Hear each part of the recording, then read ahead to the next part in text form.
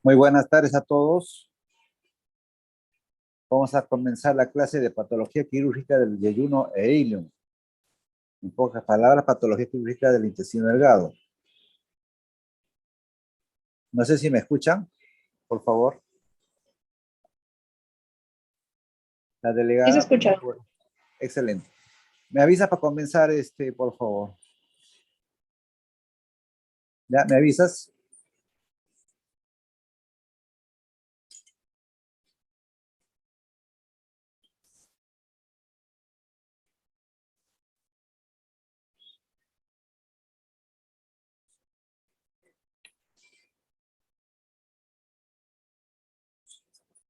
¿Podemos comenzar?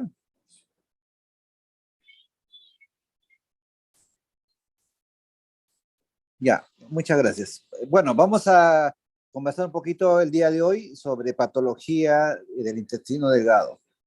Bueno, de entre todas las patologías, yo diría que la más frecuente patología que tenemos que ver los cirujanos o que tenemos que hablar en este curso es la obstrucción intestinal, que es uno de los problemas que con más frecuencia afectan al intestino delgado dentro de toda la patología quirúrgica. En cuanto a la causa principal, podemos decir que el 80% de las obstrucciones del tubo digestivo corresponden justamente al intestino delgado. El resto, un 20%, al intestino grueso o colon. Bueno, vamos a clasificar la obstrucción mecánica, es la que nosotros, el cirujano, va a atender, va a tratar, ¿no? Y por otro lado, es el hilio paralítico, que es un hilio, es una pérdida, una disminución de los movimientos autónomos del intestino, que son por varias causas. Bueno, vamos a concentrarnos un poco a la obstrucción como causa principal, ¿no? Para diferenciarla del hilio, la llamaremos también hilio mecánico. Y este hilio mecánico va a depender. Si el efecto de obstrucción viene del exterior, ¿no? Por fuera del intestino, se llamará extraluminar. Si la obstrucción, ¿no?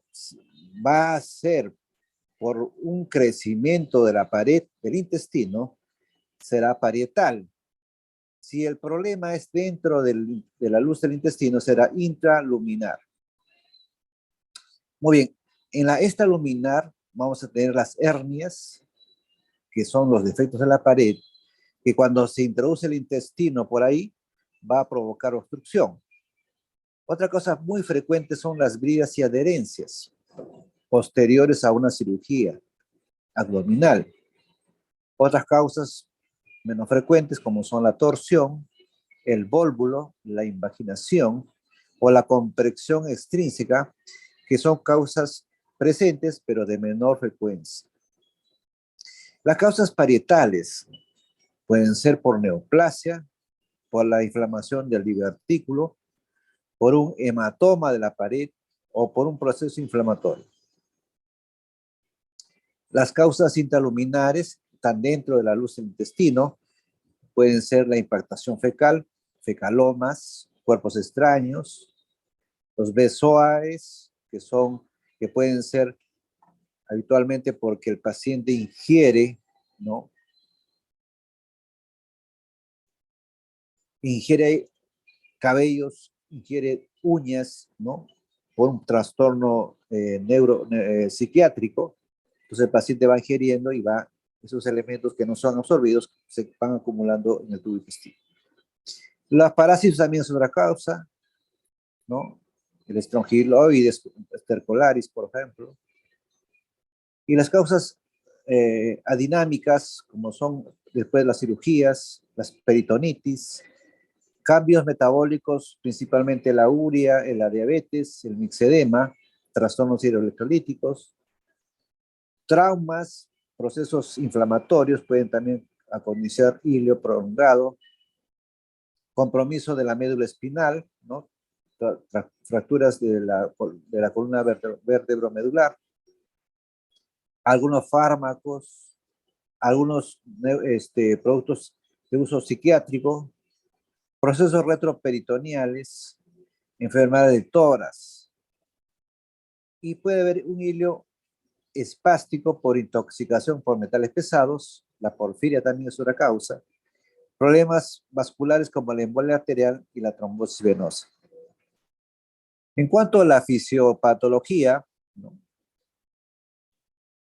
producida la obstrucción en el segmento que está obstruido, va a comenzar a incrementarse la secreción de los jugos intestinales, va a haber una disminución de la absorción, se va a acumular también el gas producto del metabolismo bacteriano.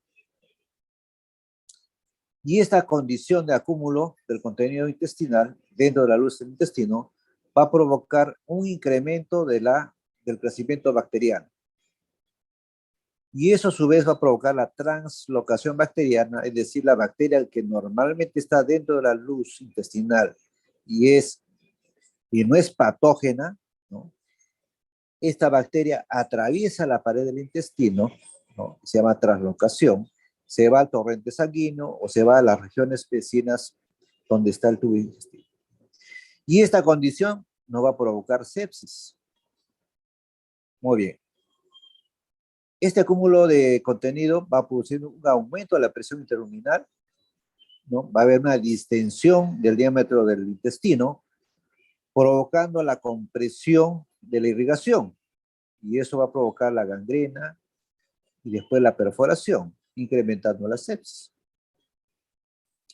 Este acúmulo de contenido intestinal, recordemos que hay 7 litros aproximadamente de contenido intestinal, al no ser, digamos, activo en la mecánica metabólica, se va acumulando en un tercer espacio donde no es útil este contenido, provocando alteración hidroelectrolítica. El paciente va a estar deshidratado. Muy bien. Este acúmulo va a producir edema y éstasis venoso, lo que va a provocar mayor trombosis y isquemia, provocando gangrena y perforación, y esto mayor sepsis. Entonces el paciente, ojo, aparte de tener problemas de deshidratación, el paciente, si no lo atendemos a tiempo, termina séptico y puede fallecer. En cuanto al cuadro clínico, el paciente va a estar inicialmente con dolor abdominal, distensión abdominal, puede acompañar de estreñimiento, vómitos. Al examen clínico vamos a encontrar un abdomen distendido y hay signos de rebote, ¿no? Peritonismo, taquicardia, hay fiebre, hay leucocitosis. En cuanto a la mortalidad, vean la diferencia. ¿Qué cosa es una obstrucción con estrangulamiento? Es decir, el intestino que está dentro, atrapada por la brida o atrapada dentro del saco herniario, va a sufrir una compresión y esto va a provocar una disminución de la irrigación arterial y el drenaje venoso, provocando isquemia y posteriormente gangrena y después perforación. Entonces, cuando la obstrucción no está estrangulada, la mortalidad es del 2%. Pero cuando hay estrangulamiento, miren, ¿no?, en las primeras 36 horas se cuadriplica 8%. Pero si pasa más de 36 horas, miren, se hace 15 veces, ¿no?, cuando no estuviese comparado con las no estranguladas.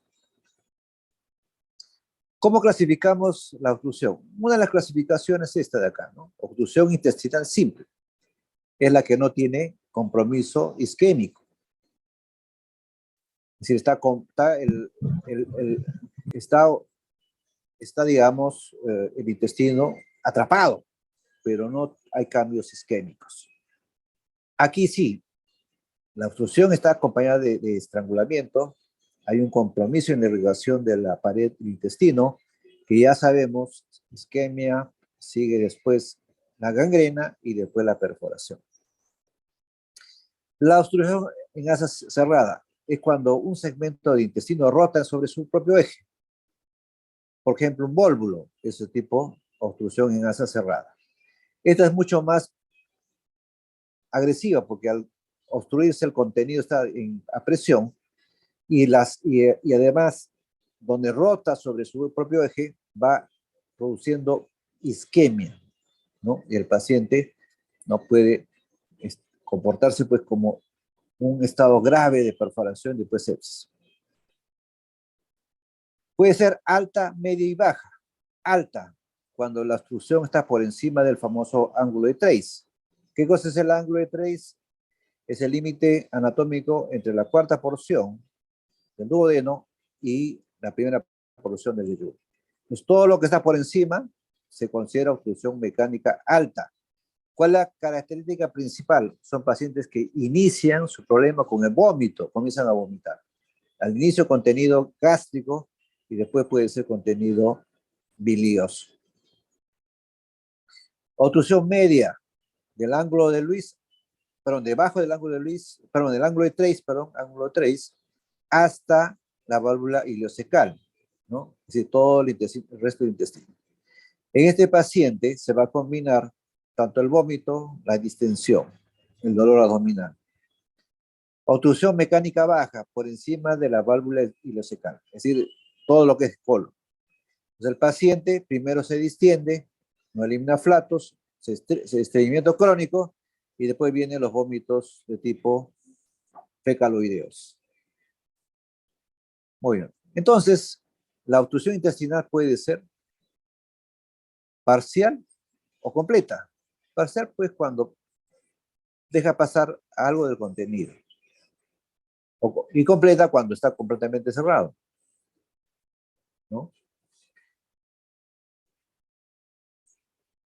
Entonces, recordar que la principal causa en nuestro medio actualmente, como en otras partes del mundo, de la obstrucción intestinal mecánica es la cirugía abdominal previa, es decir, por heridas y adherencias. Un poco para recordar, causas de hilo paralítico, o para volver a recordar, procesos inflamatorios,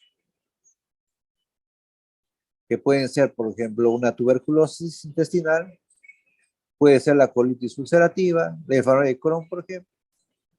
Postoperatorio, después de una cirugía de abdomen, ¿no? Vamos a tener un hilo operatorio. Si es cirugía de colon, por ejemplo, puede prolongarse por más de 48 horas. Eso es lo normal.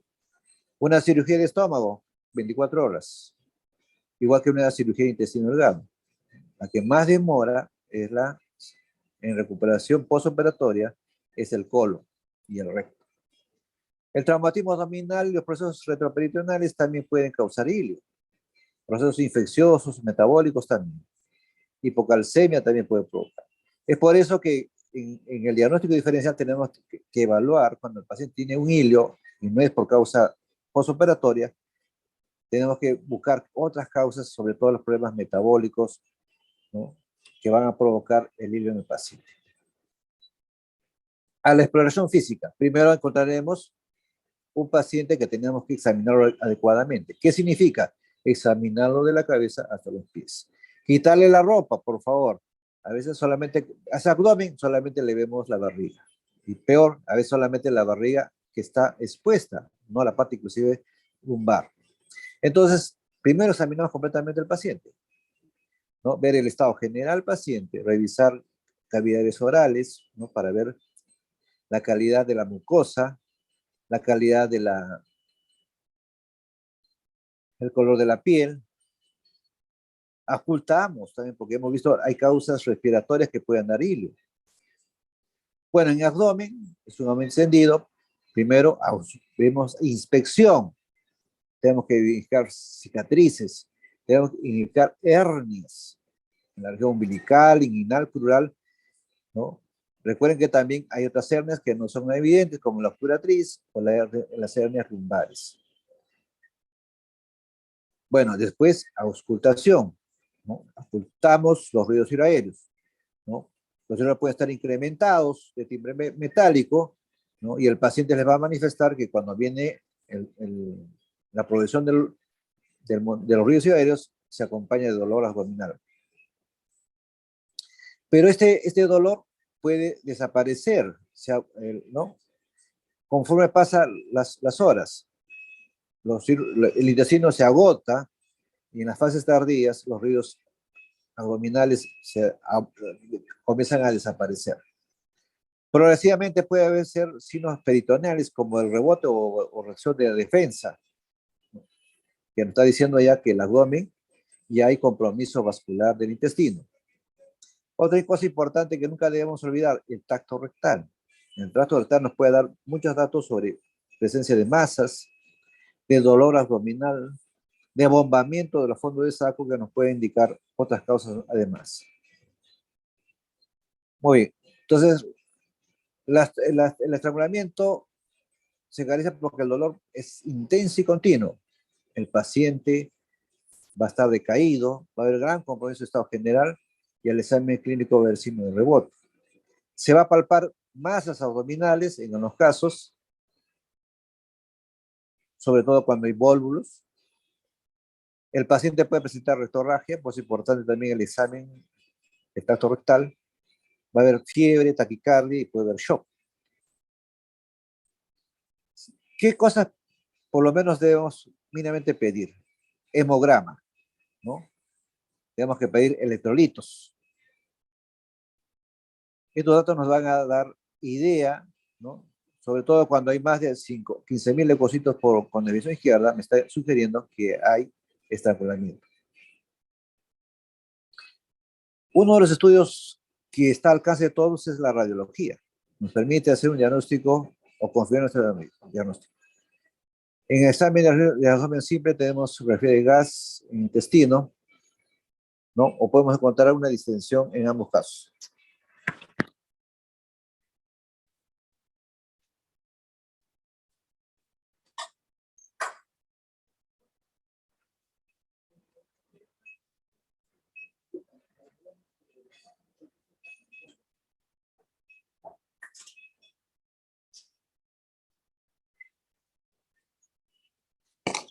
Muy bien, continuamos. Esto es lo que habitualmente vamos a pedir al paciente. Una radiografía de abdomen simple de pie. Podemos hacer en decúbito también, para comparar.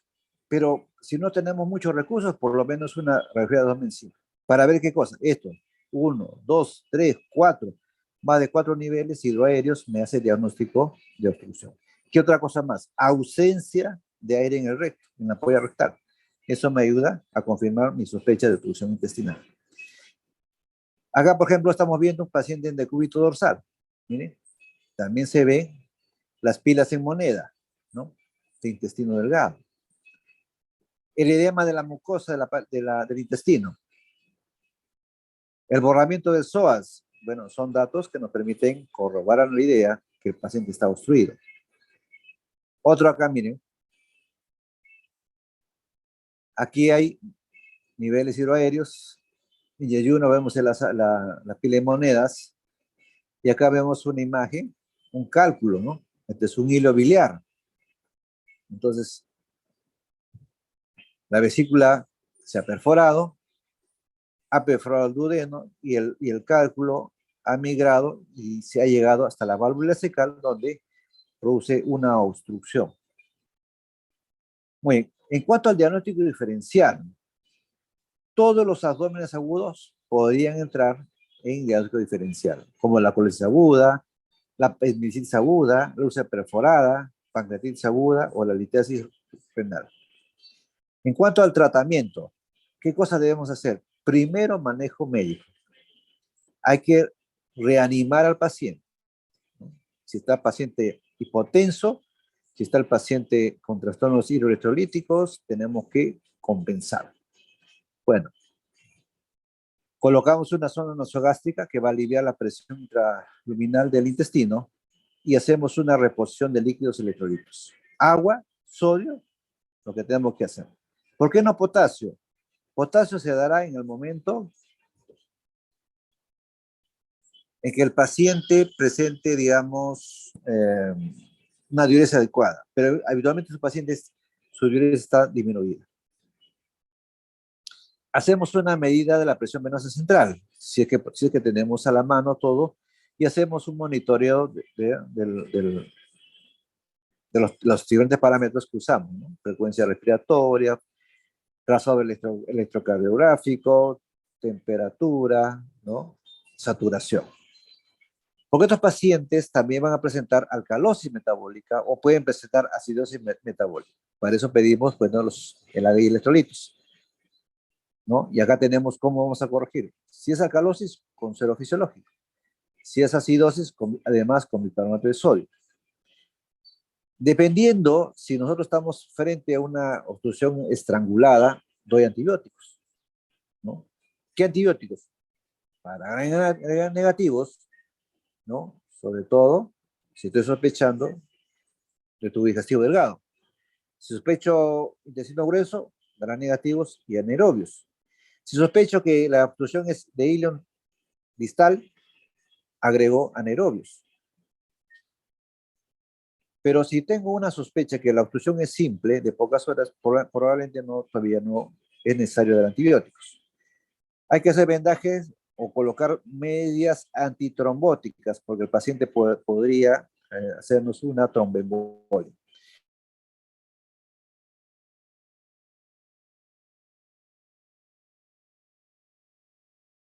En cuanto al tratamiento, entonces, está estrangulada, obviamente tenemos que resecar el intestino necrosado.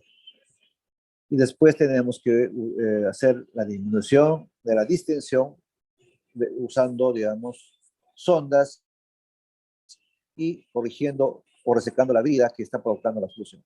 Si es una hernia, ¿no? Corregir quirúrgicamente el defecto de la hernia, cerrar el defecto, ¿no? Y eso va a mejorar bastante al paciente.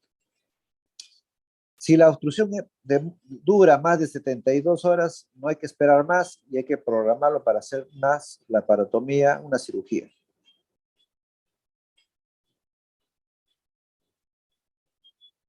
Muy bien.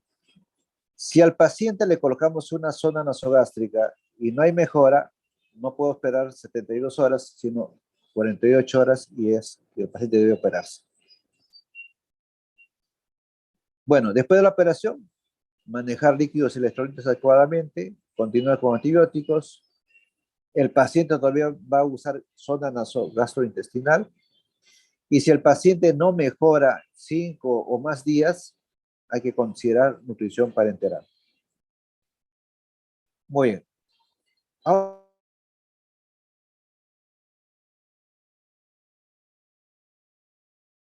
vamos a entrar a otra de las patologías de una zona agudo vascular. Si el problema es vascular, es la enfermedad oclusiva mesentérica.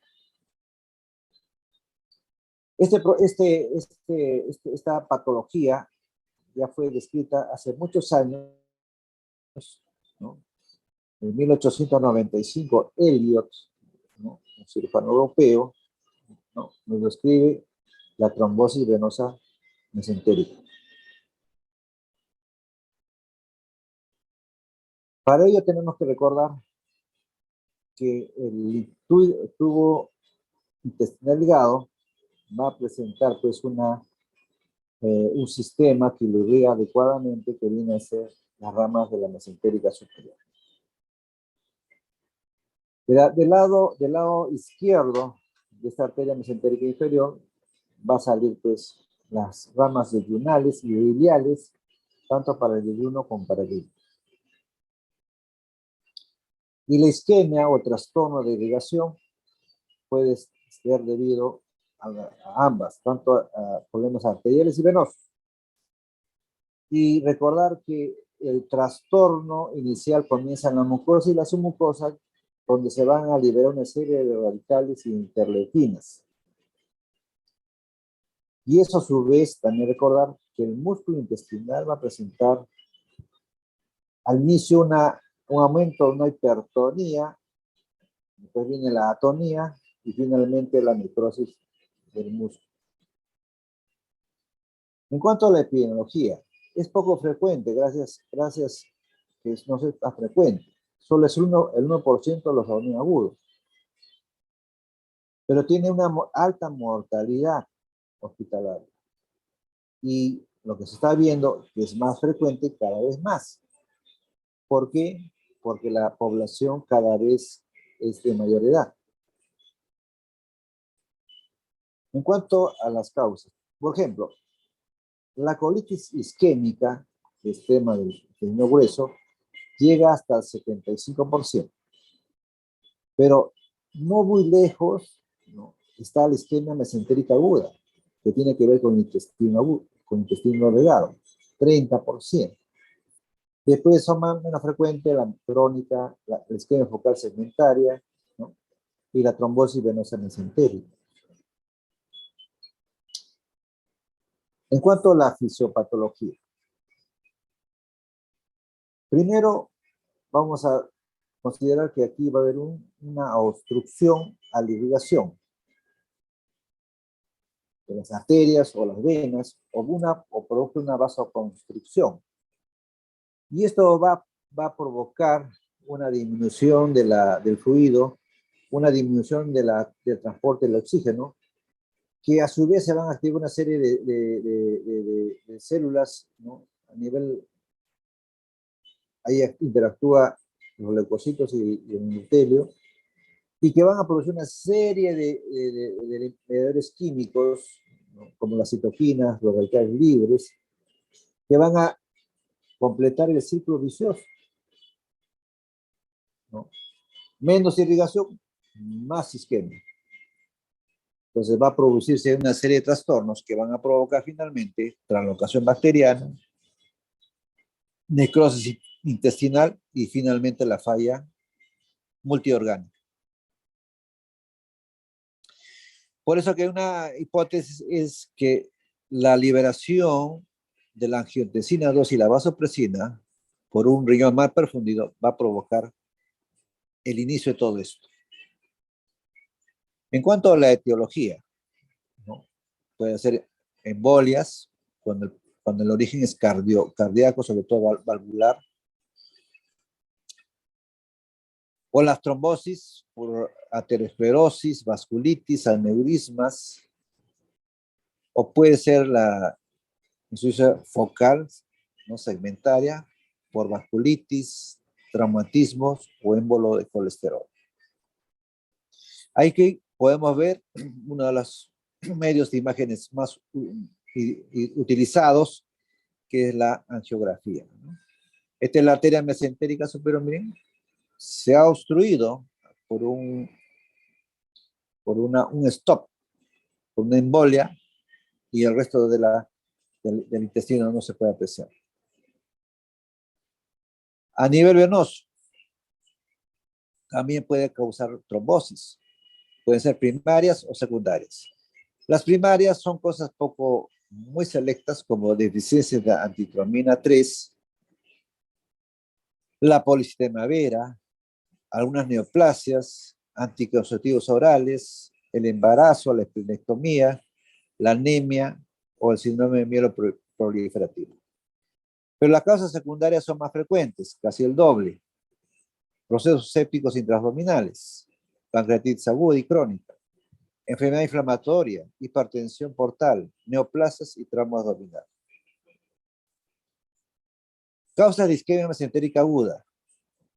La mayoría, embolia de la arteria mesentérica superior, seguida de la isquemia mesentérica no oclusiva, y después, en frecuencia, la trombosis de la arteria mesentérica superior.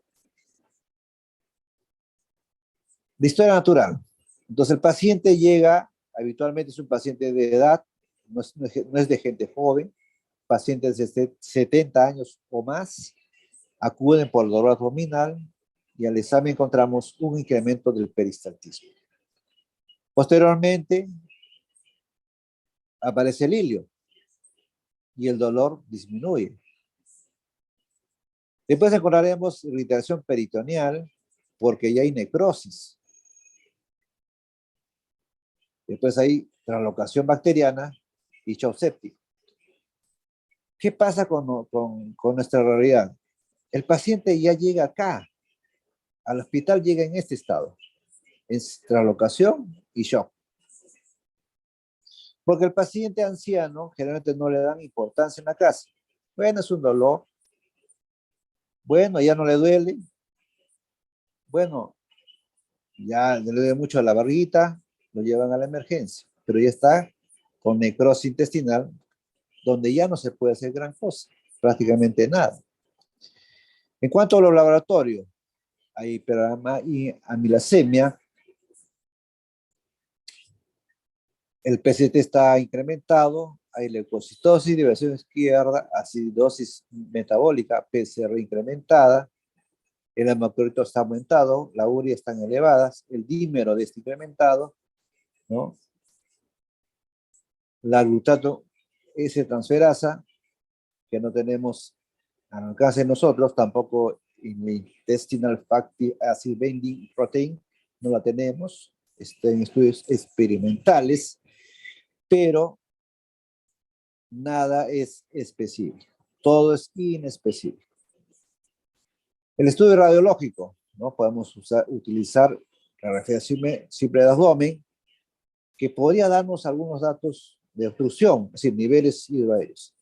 Podemos saber edema de pared, podemos ver la imagen de vidrio es deslustrado, pero hay un dato que sí nos ayuda, la neumatosis, ¿no? ¿Qué cosa es la neumatosis? Presencia de aire o burbujitas en la pared del intestino. O puede ser que sea normal. Se puede usar ecodoppler, pero a veces no es útil en todos los casos.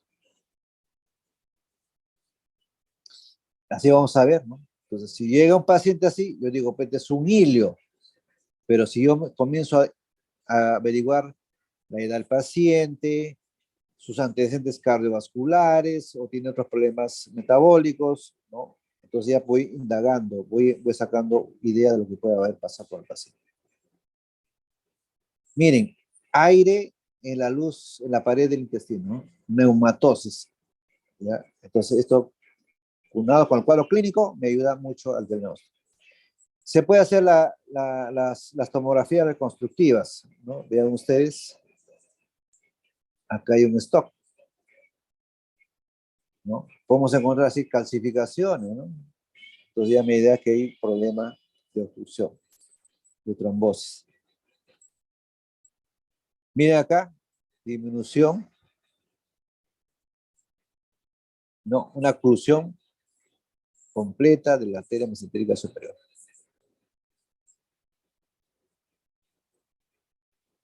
Acá hay una calcificación de la salida de la arteria mesentérica superior.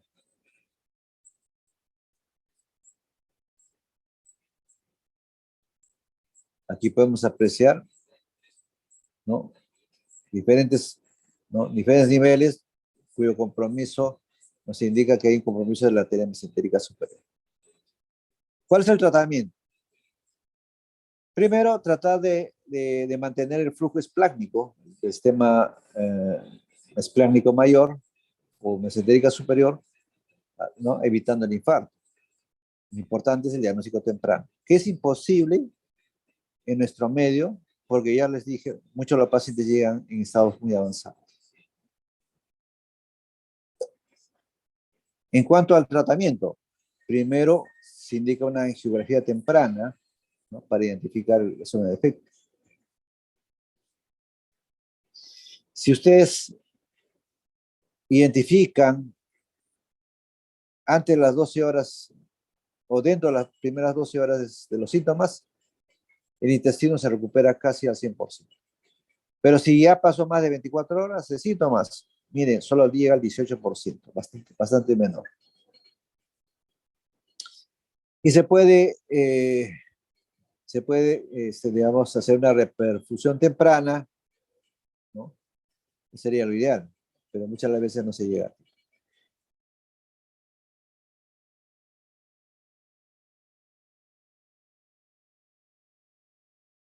¿Cuáles son las medidas ideales? Bueno, primero animar al paciente para mejorar, digamos, hacerla más permeable nuestra luz intestinal. Bueno, igual hacer indicar, digamos, sueros monitorear al paciente estrictamente, colocar una zona nasogástrica para descomprimir el estómago, el tubo digestivo, utilizar, o sea, evitar los vasoconstrictores, es decir, la noradrenalina o la adrenalina, porque esto va a provocar vasoconstricción, lo que no queremos. Pero muchas veces llega el paciente en estado muy venido a menos que necesita esto. En ese caso, mejor usar dobutamina. Bueno, en la parte quirúrgica, ¿qué hacemos?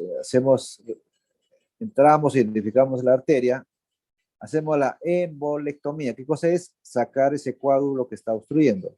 O colocar un bypass, ¿no? Un bypass, ¿no? Para permeabilizarlo, ¿no? Es decir, colocar un injerto, generalmente de Dacron, para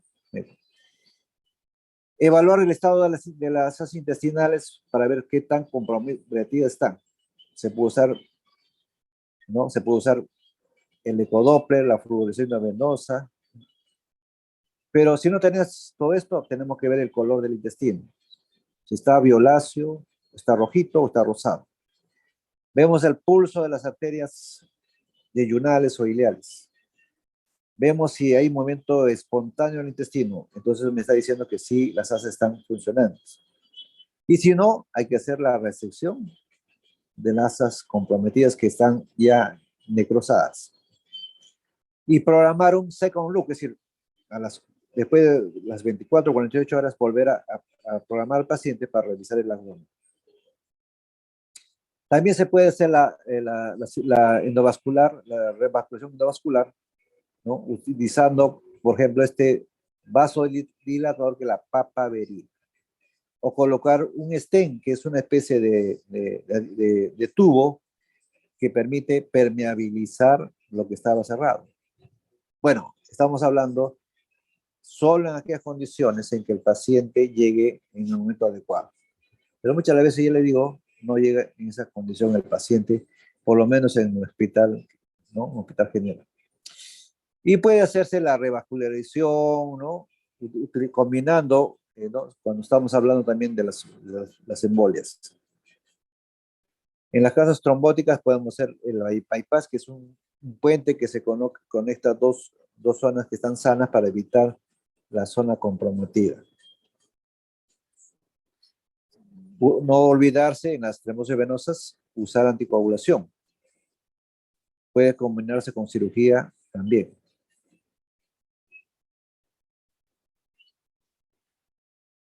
La anticoagulación puede utilizarse por varios meses, ¿no? Puede usarse, hemos dicho, la papaverina como un vasodilatador intraarterial, el iopros, que es un análogo de la prostaciclina, que es un vasodilatador arterial. Si el paciente tiene peritonitis, obviamente hay que ir ya, no podemos dejar el intestino ahí, se reseca. A veces hemos tenido casos, en los de mayo, que tenemos que resecar gran parte del intestino, que el paciente queda con intestino corto. Finalmente, el paciente queda con insuficiencia intestinal, al cual hay que mantenerlo con nutrición parenteral por mucho tiempo para hacer después la anastomosis con el colon. Ahora, en cuanto a la reproducción, aquí nos preguntamos si es necesario dar la cámara, ponerlos a cámara hiperbárica. Bueno, es una de las formas de cómo mejorar disminuyendo las radicales libres, ¿no? Que van a comprometer varios órganos. Este es un esquema, un algoritmo. Si el paciente tiene dolor y estamos con sospecha de isquemia de intestino delgado, hay que tomarle todos los estudios de imagen. Y si hay perforación, el paciente debe operarse. Si no hay perforación, ¿no? Y tenemos alta sospecha de un problema vascular, hacemos el angiograma y el tratamiento si requiere tratamiento, damos todos los tratamientos inicial y si no, si fracasa, vamos a la cirugía. Cuando no tenemos mucha sospecha, entonces podemos tomar la tomografía para hacer el angioten Y podemos, si tenemos evidencia que hay isquemia, este paciente va a cirugía y si no, vas a continuar con un angiograma. Muy bien, en cuanto a la mortalidad, es bien alta, con ustedes casi el 80%. Si el paciente ¿no? sobrevive las primeras 24 horas, puede sobrevivir hasta el 60% de los casos. Más de 24 horas solamente llega al 30%. Muy bien. Ahora vamos a pasar a una de las patologías también poco frecuentes del intestino delgado que vienen a ser los divertículos. Como ven ustedes, acá está un asa intestinal y vemos acá como una especie de prolongación, varias prolongaciones, como pequeños sacos que salen como dedos, que son los divertículos. Estos divertículos se van a presentar generalmente en la parte proximal, en el yeyún, ¿no? Habitualmente no dan síntomas, salvo que se perforen o se inflamen, el cirujano entrará pues a resecar ese segmento comprometido. Pero hay un otro ilion que se presenta en los 80 últimos centímetros del ilion, que viene a ser el divertículo Mecke. Como ustedes, es una prolongación en el borde antimesentérico que puede ser de este tamaño o puede ser muy largo, ¿no? Y habitualmente puede presentar sangrado, inflamación o perforación, ¿no? Entonces, en ese caso, ¿no? Identificamos y si es necesario, si está comprometido o perforado, hacemos la resección y anastomos intestinal. En cuanto al trauma, el trauma es la otra condición que se ve con alguna frecuencia, mucho más que la isquemia, mucho más frecuente que los divertículos. Y los traumas pueden ser, como ven ustedes, penetrantes o pueden ser contusos o un trauma abdominal cerrado. El principal estudio que usamos en nuestros hospitales viene a ser actualmente la tomografía, ¿no? Donde vamos a ver líquido libre, infiltración mesentérica, aire extraluminal, engrosamiento focal de la pared, extravasación del líquido que el paciente ha ingerido y discontinuidad de la pared intestinal. ¿Cómo clasificamos el trauma intestinal? Para eso usamos este score de trauma, que se divide en 4 grados. Grado 1, que es hematoma, que es una contusión, pero sin compromiso vascular. La laceración, que es un desgarro parcial sin perforación. El grado 2 es una laceración que compromete menos del 50% de la circunferencia del intestino delgado. En el grado 3, la dilución es más de 50% de la circunferencia. En el grado 4 puede haber una transección del intestino, puede haber una transección con pérdida segmental del tejido o puede haber un segmento desvascularizado. En cuanto al mecanismo, el trauma cerrado o no penetrante, ¿no? Hay una fuerza externa que compromete, daña la pared abdominal, pero sin producir, digamos, una lesión abierta en la pared. Y puede producirse por fuerza de compresión del exterior hacia adentro, un aumento de la presión intraabdominal, fuerza de cizallamiento y de desaceleración. Son causas que pueden provocar trauma cerrado. En cuanto al trauma abierto, aquí va a haber 3 mecanismos: arma de fuego, arma blanca y los explosivos. Entonces, cuando es penetrante, extraluminal o intraluminal. Extraluminal, las armas que vienen del exterior, fuego y blanca, y explosión. Y la intraluminal pueden ser cuerpos extraños, procedimientos radiológicos o endoscópicos. En cambio, la no penetrante es por trauma cerrado. Ahí podemos apreciar, ¿no?, un hematoma. Aquí hay un desgarro con compromiso del mesenterio que va a estar produciendo isquemia a este segmento del intestino. Aquí hay perforación del intestino. Bueno, ¿cuál es el tratamiento? Y obviamente es la resección intestinal cuando hay perforación, cuando el segmento está necrosado. Pero ¿qué pasa cuando el paciente está muy inestable? No va a tolerar el acto operatorio. Recuerden que esta cirugía puede demorar promedio 2 horas, a veces 3 horas, un poco más a veces. Entonces el paciente no está estable como para tolerar el tiempo operatorio, entonces es lo que se llama control de daños. ¿Qué cosa es el control de daños? Puede ser muy estable, inestable, hipotérmico, acidótico. Entonces el paciente lo que tengo que hacer es, por ejemplo, si tengo una perforación, digamos, ¿no? Esa perforación con gasas, etcétera, pero no hacemos la reparación porque sabemos que va a demorar. Y pasa inmediatamente a la UCI para mantenimiento y en mejores situaciones, condiciones, opera en 24 horas.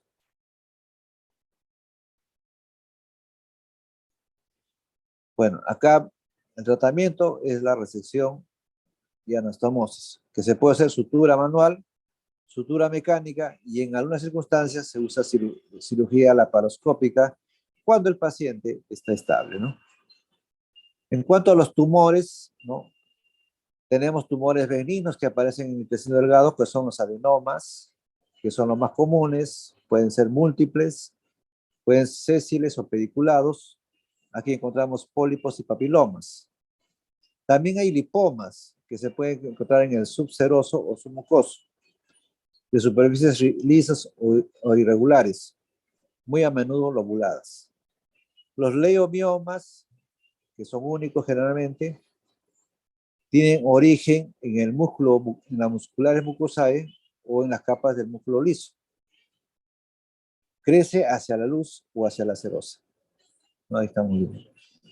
Los tumores, cuando son pediculados, pueden provocar que parte del intestino dañado se entre al intestino delgado, lo que es la invaginación, dando un cuadro obstructivo.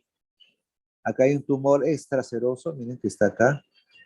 Acá un tumor que está cerrando la luz intestinal. Y esto es muy frecuente en los tumores malignos, ¿no? Que pueden ser linfosarcomas, leiomiosarcomas, adenocarcinomas. Estos tumores, para llegar al diagnóstico, habitualmente pasan más del momento y generalmente encontramos un paciente ya con mayor compromiso. Otras causas que con frecuencia tenemos son las tuberculosis, ¿no? Acá tenemos, por ejemplo, un paciente con perforación, con inflamación, ¿no? Del intestino. Y aquí podemos ver, ¿no? Las imágenes que se pueden identificar en un paciente, ¿no? En la tomografía del paciente. Engrosamiento y líquido alrededor del intestino. La presencia de múltiples ganglios, tanto en la cadena mesentérica como pueden ser en otros vasos vecinos. Vamos a encontrar generalmente, ¿no? Si el paciente presenta un cuadro en cualquier parte, pero ya perforado, complicado, se convierte en un asma agudo y lo que hacemos es indicar cirugía de emergencia. Pero puede haber otra forma, ¿no? La forma ulcerosa, es decir, una úlcera que sangra o puede sangrar. La estenosis, que va a provocar una disminución de la luz o la hipertrofia.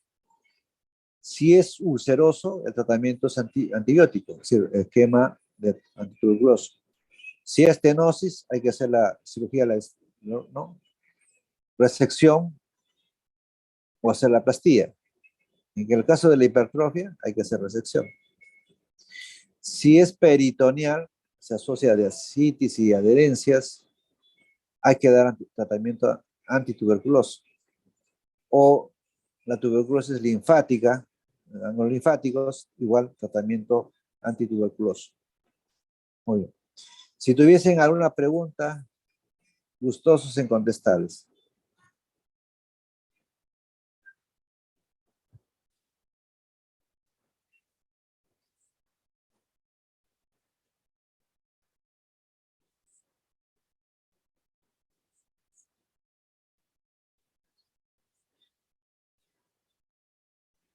Muy bien, entonces, a través de Gilmar, les envío el PPT para que ustedes puedan revisar. ¿Alguna pregunta, alguna inquietud?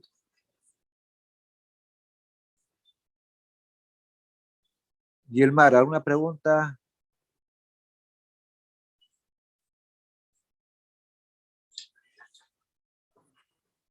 Ya, perfecto. Entonces, a través tuyo les mando los PPTs, ¿ya? Muy bien. Entonces, si no hay preguntas, nos estamos viendo en la siguiente clase.